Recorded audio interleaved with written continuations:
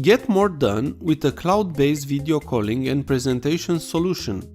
You can see up to 9 friends in one group video call, and you can invite as many as you want. Quickly and easily invite people to join video meetings with a single link and one click. This is how Eyeson Video Meetings is described. Please note, this is a paid app.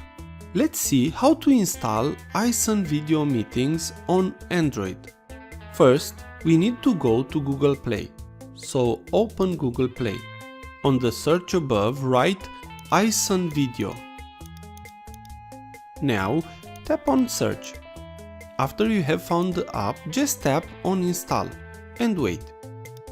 You have now installed Eyeson Video Meetings on your Android device.